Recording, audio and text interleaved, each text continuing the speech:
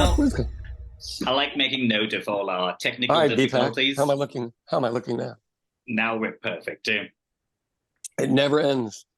Hmm. It never ends. So, just so you know, my Hmm. my other one I do with Kit Fairchild has constant problems now as well. I think there's a conspiracy. Sean, we're going all tinfoil hat on a Monday morning, I see. I I don't know what the conspiracy is, if it's to get me to buy a new phone. You know, the simple thing of Hmm. all of a sudden your stuff doesn't work as good, and you go, oh, I should just buy a phone. That should be Maybe. like What's up? that should be like fraudulent, right? To have a device that just stops working so that you buy a new one. You should think so, but you know, if you look at, I don't know, when I was a kid, cars seemed to last forever, and what it was is we really just didn't drive very far. You know, Okay. I mean, there's just nobody traveled, nobody drove cross country. You know, no one Hmm. would have ever driven 60 miles for a job. You know, I had to to the airport for a really, really well paying job, and I was just aggravated every day. But it paid double what a normal job paid. Hmm. Yeah, I didn't know any better. I've been in the car since like the ass crack of dawn because I had to go all the way to the Right. other side of the outskirts of the city where our airport is, and then back, which took me Oh, like, wow. yeah, I just got back like 20 minutes ago and had lunch, and I was like, oh crap, I need to get on this. Oh, God. Wow. Yeah. Hey, I've got a good story for you for today. So, um, I, you know, you guys aren't there yet in India, I think, but we are here where our state said we couldn't invest our state pension in any non-oil friendly fund, which Hmm. ended up costing millions and millions and millions and millions of dollars doing that Oh, because green funds are doing real well. So yeah. now those board members have been fired as if it was their fault. I guess the pensioners have now decided, well, you know, maybe the green funds are okay, even though we're in oil here. Yeah, isn't that Yeah, awesome? that Thank goodness. they suddenly woke up and decided not to be selfish, Sean. The world is bigger than them. Yeah. Well, you know, it is, it's an amazing thing to have been a lot of different places. You've been a lot of different places and see how other people view things. And you go to countries where they really and truly want to be friendly with the world because they know there's nowhere else to go. And I Hmm. am in a place that is not a concern. Yeah, it's like So that. it's just not. Yeah. Like that super independent, I can conquer the world, master of my own destiny Yeah. type thing. State of Texas is just as bad.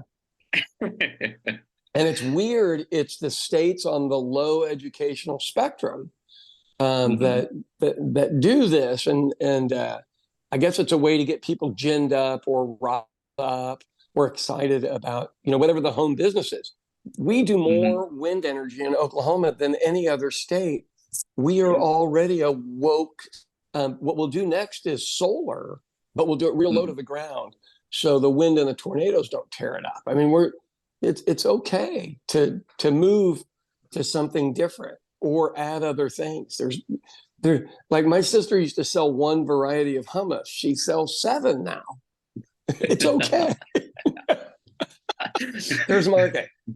Does your brother-in-law have a say in the different varieties of hummus? He does. What's weird is I had to make them with him Hmm.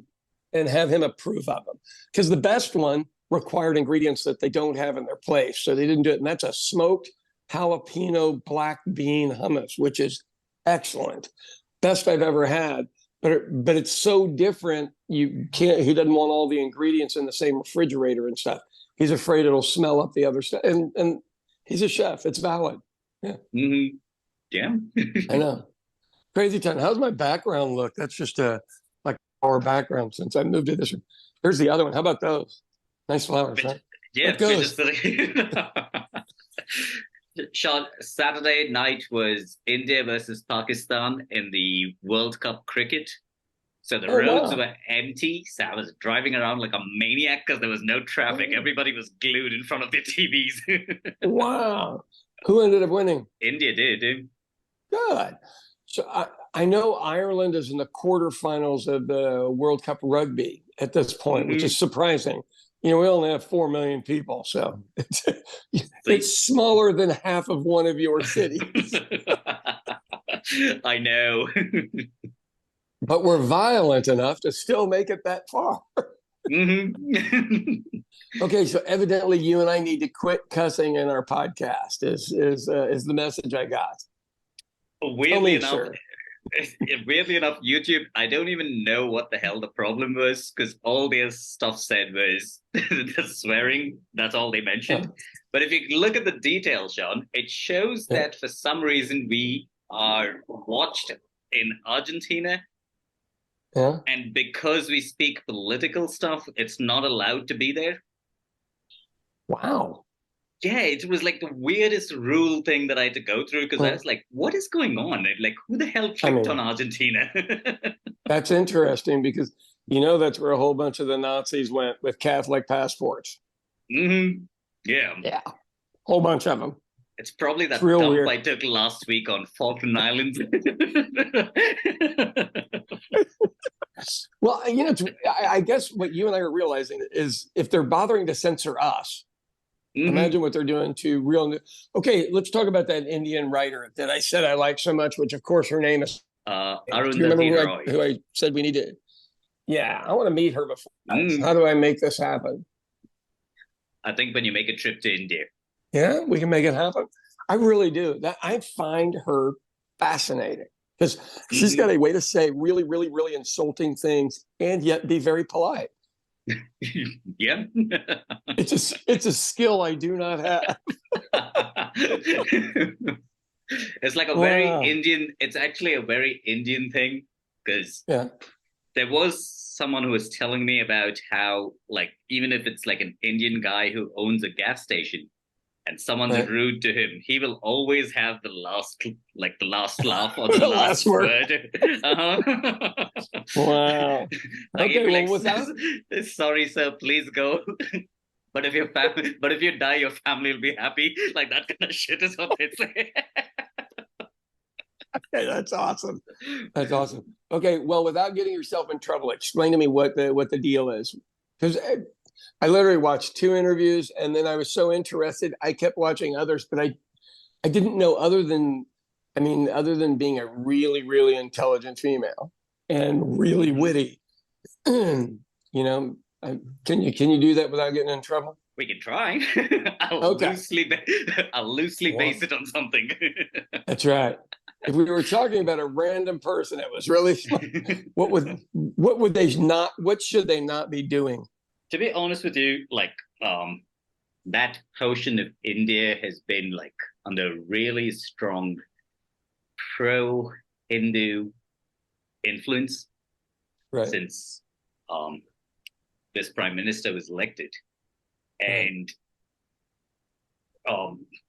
they kind of ginned up the conservative Hindu right to say that this is part of India and those people don't have a right to be here type thing. Oh, wow. And it just gets weirder from there for the sole reason that it technically is like I think it's almost like an evenly divided population when it comes to the ratio of Hindus to Muslims in that particular state. Right. Yeah, but if you claim it, it's that's the old British thing. God, you guys learn the worst part of the shit they do right there. Wow. Oh God! The stuff they do. You learn the worst part of the stuff they do. They're like friends of mine who are now like super conservative people who post things like, once you have a majority, it's the majority that has the right to rule. And I'm like, yeah, but it's still a fucking democracy. Right. The way that really works in real government, because I'm in a place with a conservative majority, everybody else still needs a seat at the table. They need to be heard. And you got to throw them some crumbs or they do terrible things. And what I mean by that is if they are not heard, they will figure out a way to be heard. Mm-hmm. It's much easier just to sit down and listen to them. Look, everybody has opposition everywhere. And your opposition usually has a decent idea or two. Yeah. Give them one of their ideas. I mean, there's no harm in that. But if they feel like they're wasting their time or you've isolated them, they're going to find out a way to be heard. And usually it's coming back at the person who kept them from being heard. Yeah. Like, what was it Dan told us the other day? Even a blind squirrel can find a nut once in a way. Yeah, but if it's a blind, angry squirrel attacking you because it didn't find a nut, that is what you're talking about, Sean. If you don't give them a seat. That's awesome. That's crazy, man. Well, I'm trying to think of what else is going on here. We're in a weird phase with my favorite political guy to attack. He's gone so nationally insane that it isn't even funny anymore. Like it's almost tragic where you go, dude, do you need some help? I mean, as much as I want to see you fail, I'm kind of embarrassed what I'm seeing. I know. Like, that's like that weird thing where one of your friends gets like super drunk till it's like funny. And then after a point, you're just sitting there going like, okay, everybody in this place hates us. Can you please sit down? I've been there before. I just always kind of sit here and go, I don't know an actual solution. So I had an ex-mayor of the city, which is only 1 million people, so it would count as a town in India instead of a city. But he literally, we were talking about political parties, and he goes, I just don't even know what to do with mine. And I go, man, there's nothing to do. You guys have to ride that out. I mean, they're not going anywhere. They took their seat at the table, and on my side, I would say we've got a variety of folks that do that. And anyone that's any good or could get anywhere, they never endingly challenge them on BS. It doesn't matter. And the people go, yeah, I got a job. I got to go back to my job. And that's why we are in this bizarre position in Washington, because we're not sending our best and brightest was the best quote I've seen. Oh, yeah. So you see, we can't get money to anybody that we give money to, because you can't do any business without a leader. And so the House of Representatives needs a leader, and the party in charge is a very slim majority. So it's just not happening. I mean, it's nuts. Yes. I know. I did see the speaker thing again go tits up. Yeah. Well, the Steve Scalise guy, I mean, he got shot up playing a softball game a couple of years ago. Some lunatic wing nut, which I don't even know which side they were on, shot a bunch of them. And if that isn't a life-changing moment, nothing is. And so he just looked at it and go, why would I want the job? These guys are holding literally our whole government hostage, about 20 people. And instead of taking out the 20 people, the way ours works is we have to figure out a way to get along with them. And it's proving very, very difficult. But I got to tell you, when Netanyahu's government couldn't get back in, or the people he was running against that kept accusing him of corruption, that's how they got in this space, is the things weren't working. So I see it elsewhere. And, it's not really a comparative. They don't have very many people by comparison to the United States and Israel. But, you get that mayhem and people see an opportunity. Strong man, Bill. Opportunity. That's a weird one. Yep, exactly. Right. Yeah. Opportunists will show up at any chance on something like that when somebody looks weak. And it isn't whether they look weak. Do they look disorganized? Do they look like they aren't focused? Those are weaknesses in management or government.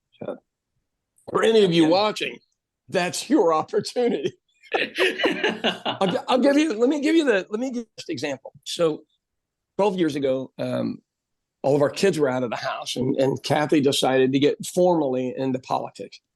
And I said, well, I mean, as much as this Democratic Party is in disarray, you could run the Democratic Party within about 5 years, probably. And thank God she didn't go that route, because, we'd be being blamed for all of this. But I even said it back then.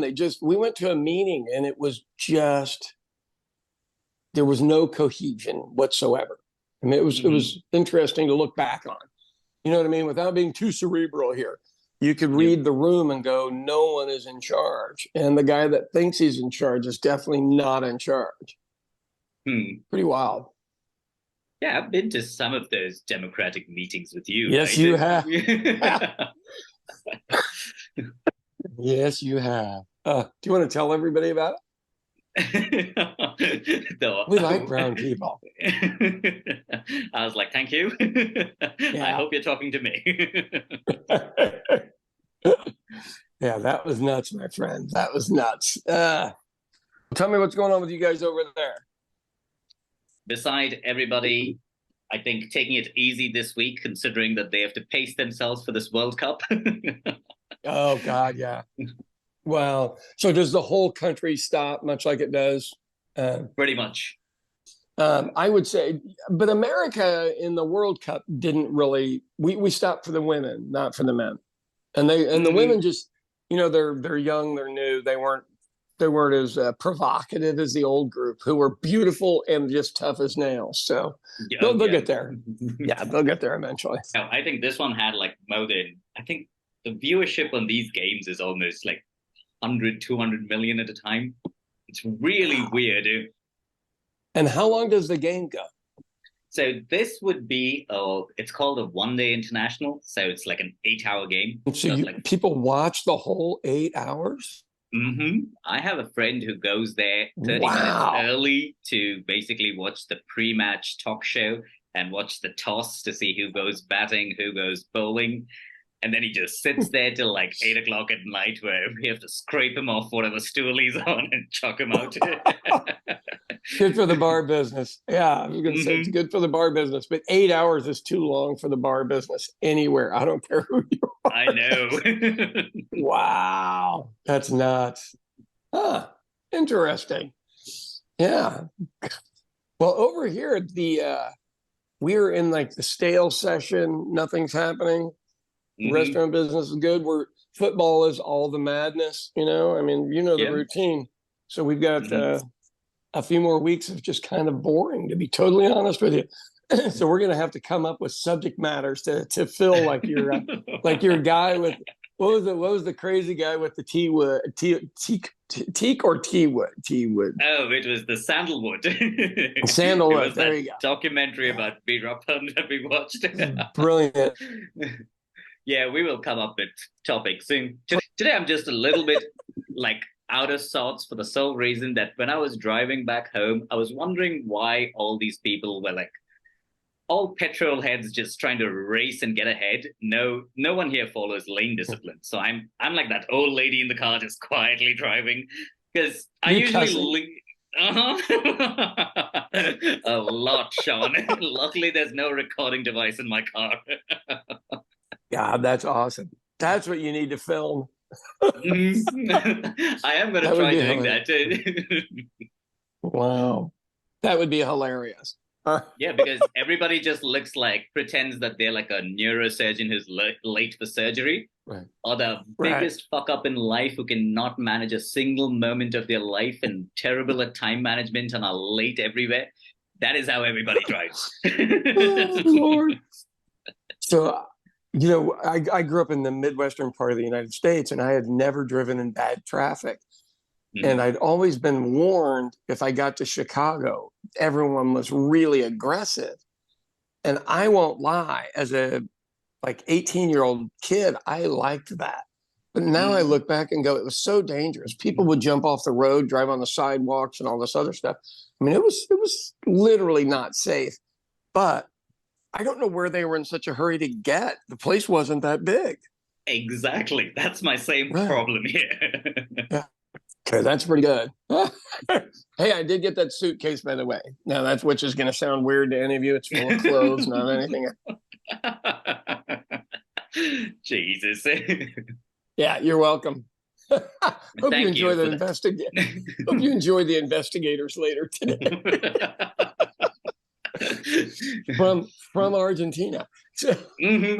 Considering that we're just doing all of this, I need to figure out a new way to do that ad and figure out what the hell went wrong. Anybody who advertises on YouTube are welcome to leave comments as to what the hell is going on.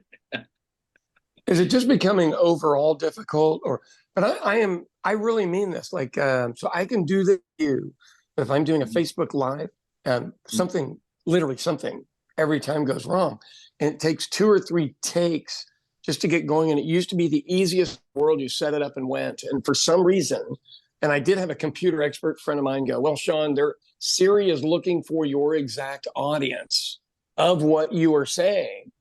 And and then he explained why. And I go, yeah, I don't even have Siri on my phone. I don't use it. And he goes, oh, you have Siri. You're just not using it. That is a very true thing about the amount of data they collect, even when you're not using some applications. Right. Yeah. Just you want to explain that to people? Oh, to be very honest with you, the other day I left my phone beside me and I was probably tired and maybe I snowed. I woke up and the first ad that I saw was for a sinus doctor to figure out this shit. I was like, really? You mother... Wow. Now they're going to flag us for that. You got to cut that out. Yeah, I will censor that. Right. That's I always find it astounding. And you know, it's really weird what we've given away. And over here, they keep trying to scare you that the Chinese are collecting information. And you go, oh, everybody is, man. It's not just them. That's how they make their money. And don't you think by now they have like a more than thick file about each American or each individual citizen in any part of the world? Yes. Yes, they do. And what I would be curious of, how many of us are exciting enough for that to even matter? I know. Like some of it must be just boring. Yeah. I mean, I'm an elected official. I do a couple of different podcasts. I do a whole lot of overall political videos. I'm pretty effective on that stuff. What would interest you about me other than why the heck does he do that? Sean, we're incapable of not swearing on this podcast. Just let it go. I did try, Father. I did try. But I would sit there literally and go, there is nothing I do that is exciting enough to follow. Like I'm doing licensing stuff yesterday. I did more licensing stuff yesterday.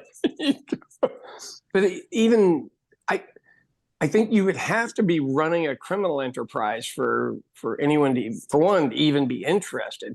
And maybe it's just for people to lean on you or something like that. But I literally would go, I am too boring for that to be worth anything.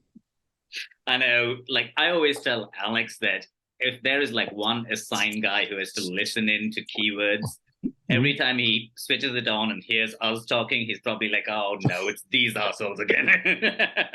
Let me just get back to what I was doing.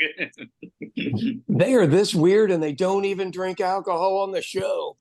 You know, and I could see from maybe a TikTok perspective because it's 2 minutes long. But even on that, most of the people are idiots. I mean, the smart people are not being hired on there to do stuff. I mean, I